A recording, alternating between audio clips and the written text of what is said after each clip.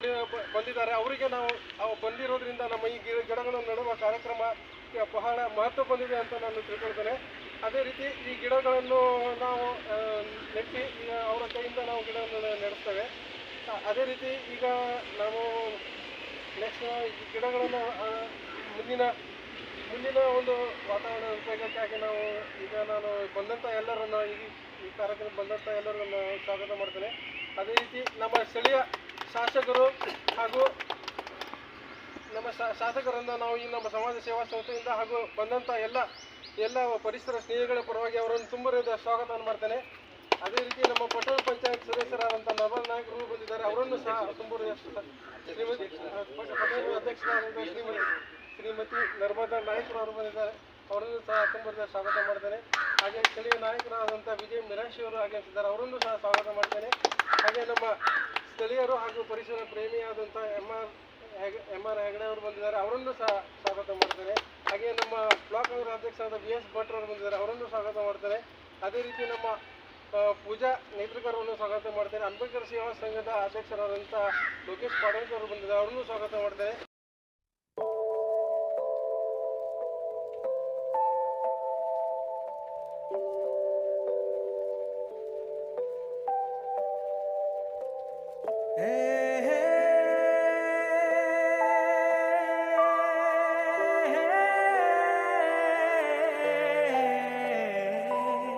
ಸುದ್ದಿ ಇಲ್ಲದೆ ಮೋಡ ಶುದ್ಧಿಯಾಗೋದು, ಸದ್ದೆ ಇಲ್ಲದೆ ಗಂಧ ಗಾಳಿಯಾಗೋದು, ತಂಟೆನೆ ಮಾಡದೆ ಹೊತ್ತುಟ್ಟಿ ಹೋಗೋದು, ಏನೇನೋ ಮಾಡದೆ ನಾವ್ಯಾಕೆ ಬಾಳೋದು.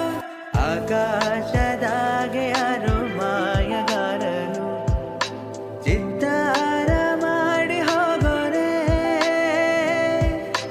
ಈ ಭೂಮಿ ಮ್ಯಾಗೆ ಯಾರೋ ತೋಟಗಾರನು ಮಲೆನಾಡ ಮಾಡಿ ಹೋಗೋನೆ.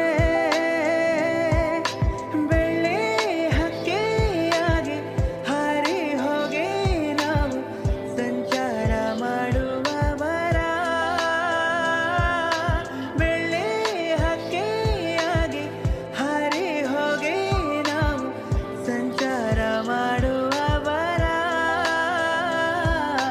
ಕಾಡು ಸುತ್ತುವ ಸಿರಾಣಿಗೆ ಕಮ್ಮ, ಕಾಲು ಇಟ್ಟರೆ ಸುತ್ತ ಕಲ್ಲು ಮುಳ್ಳಮ್ಮ, ಏಳೋದು ಬೀಳೋದು ಬಡವರ ಪಾಡಮ್ಮ.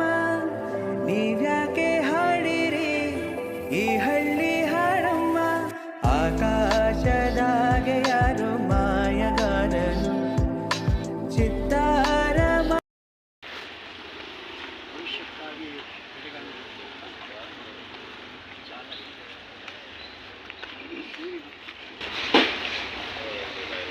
ಭವಿಷ್ಯದ ನಾಡನ್ನು ನಿರ್ಮಾಣ ಮಾಡಬೇಕು. ಎಲ್ಲ ಸಹಾಯ ಸಹಕಾರಗಳನ್ನು ಎಲ್ಲ ಸಂಘ ಸಂಸ್ಥೆಗಳು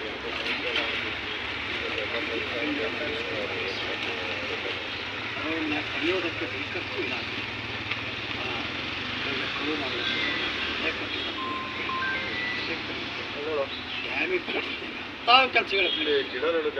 ಅವುಗಳಲ್ಲಿ ಇರ್ತಕ್ಕಂಥ ಕಾರ್ಯಕ್ರಮ ಕೇವಲ ಅವೆಲ್ಲ ಏನಾಕೈತೆ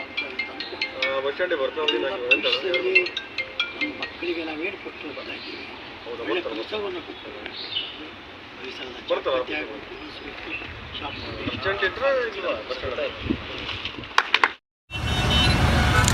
ಇಲ್ಲಿ ಬೀಸುವ ಗಾಳಿ ಊರಲ್ಲಿ ಯಾಕಿಲ್ಲ, ಇಲ್ಲಿ ಸಿಕ್ಕುವ ಪಾಠ ಶಾಲೆಯಲ್ಲಿ ಯಾಕಿಲ್ಲ.